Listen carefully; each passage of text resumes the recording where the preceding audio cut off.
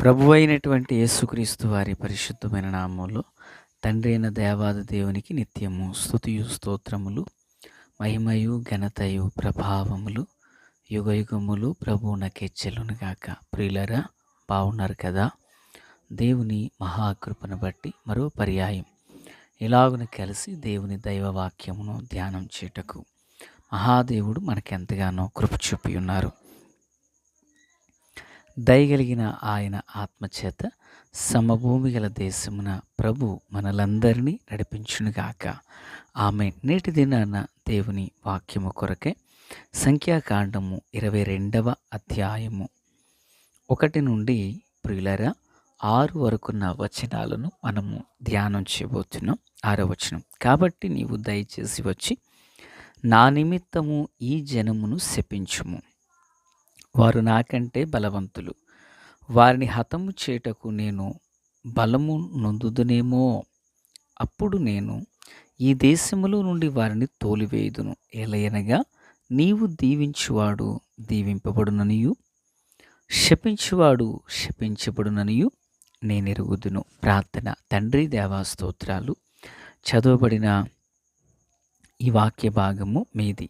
వినుచున్న వారు మీ దాసుడనైన నన్ను పూర్ణంగా మరుగు చేసి దైవ స్వరమును వినిపింపచేయమని, రాకడ కొరకు రాజ్యము కొరకు మమ్మను సిద్ధం చేయమని యేసయ్య మహోన్నతమైన నామమున ప్రార్థించిన మనవులన్నీ పొందియున్నామని నమ్ముచున్నాము తండ్రి.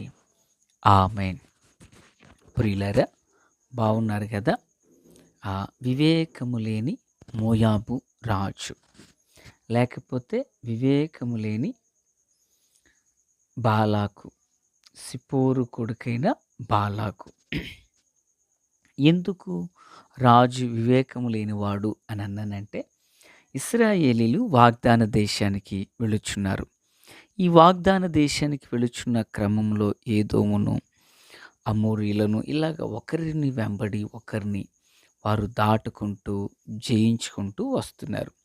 22 అధ్యాయపు ఆరంభానికి వారు మోయాబుకు వచ్చారు. పిల్లరా, మోయాబుకు వచ్చినప్పుడు అందరిని అడిగినట్లుగానే వీరిని కూడా అడిగి వెళతారనమాట.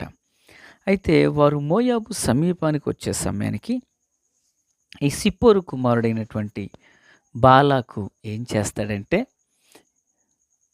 ఆ ప్రాంతంలో పేరుగాంచినటువంటి ఓ దైవ ప్రవక్త ఉన్నారు. ఆయన పేరు బిలాము.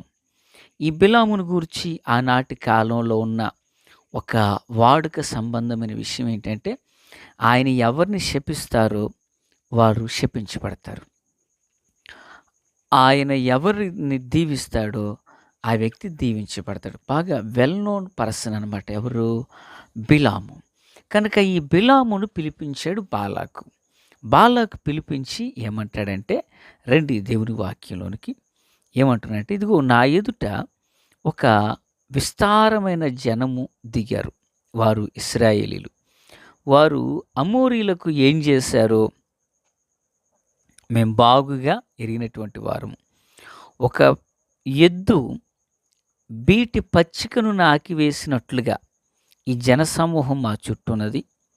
యావత్తును ఇప్పుడే నాకివేయును. ఆ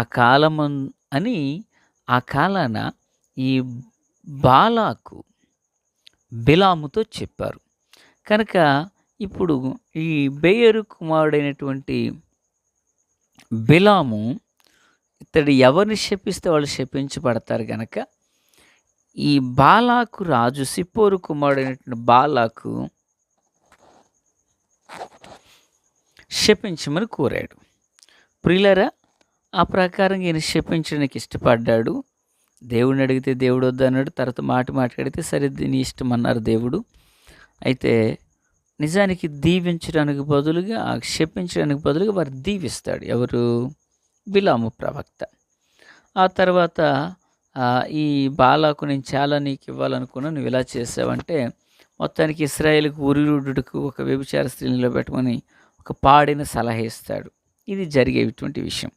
అయితే ఈ 6 వచనాల్లో ఉన్న సందర్భాన్ని మనం ధ్యానం చేయబోతున్నాం. 6 వచనంలో ఏమంటున్నాడు అతడు? నీవు ఎవరిని దీవిస్తావో వారు దీవించబడునని, శపించేవాడు శపించబడునని నేను ఎరుగుదును అంటున్నాడు. అంటే ఇశ్రాయేలీయులను శపించమని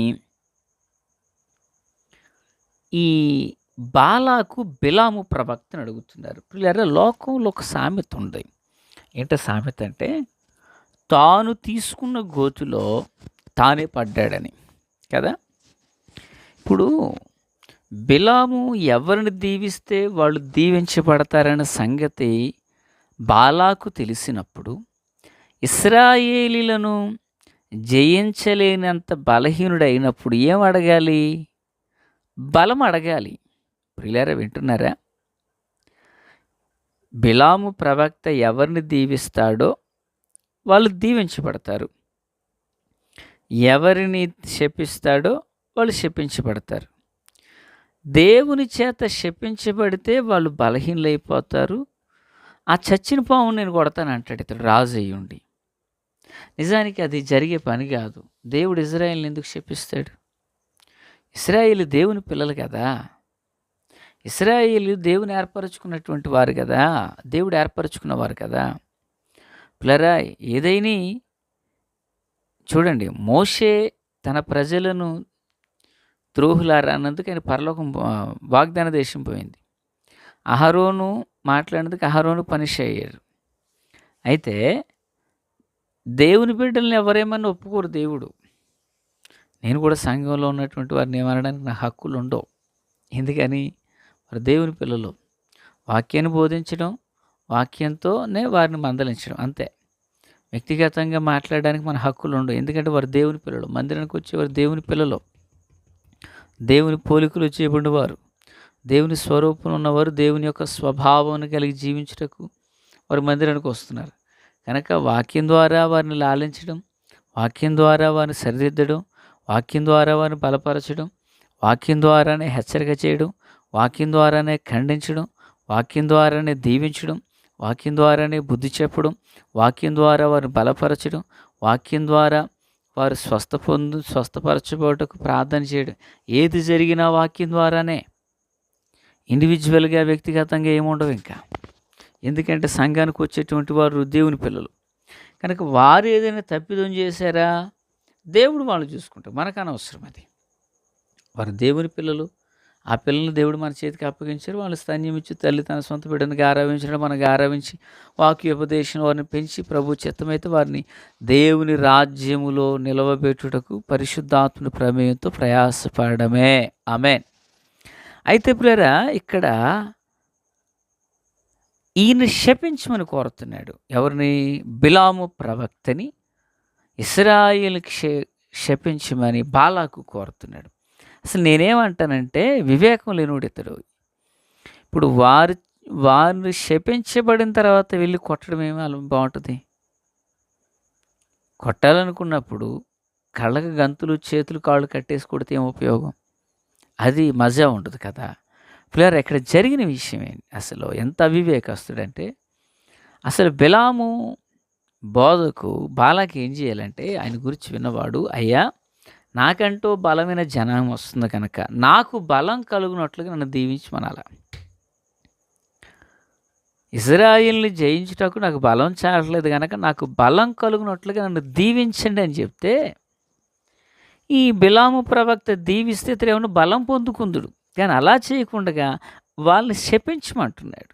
చూడండి, తర్వాత ఈ బిలాము ప్రవక్త ఏం చేశాడు? వాళ్ళని శపించడానికి బదులుగా దీవించాడు, ముమ్మారు దీవించాడు. ఇప్పుడు తాను తీసుకున్న గోతులు ఎవరు పడ్డారు? అతనే పడ్డాడు. అసలు ఈ మోయాబీలు మనకు తెలుసు కదా పిల్లరా. ఈ మోయాబీలు ఎక్కడి వారు? ఈ మోయాబీలు ఎక్కడి నుంచి వచ్చారంటే, ఆదికాండంలో మరి పితరుడైనటువంటి లోతు గారి యొక్క కుమారులు గుర్తున్నారు కదా, కుమార్తెలు పిల్లరా, వారి సంతానం వీళ్ళు. మృత సముద్రానికి తూర్పు నుండి బహుభాగం వీళ్ళది. ప్రియమైన వాళ్ళరా, ఇశ్రాయేలు సీహోను ఓగులను ఎలా ఓడించారో తెలుసుకుని మిద్యాను వాళ్ళని సిద్ధపరుచుకుని యుద్ధం చేయడానికి రెడీ అయినటువంటి వ్యక్తి యొక్క బాలాకు. ప్రియమైనటువంటి వాళ్ళరా, ఆత్మీయులారా, దేవుని పిల్లలుగా మనం ఆలోచించవలసిన విషయం ఏంటంటే, అసలు వీరి యొక్క జనన విధానమే సరైన క్రమమైన పద్ధతిలో ఉండదు. కనుక వీరికి ఆలోచనలన్నీ ఎలా ఉన్నాయంటే తారుమారుగానే కనిపిస్తూ ఉంటాయి.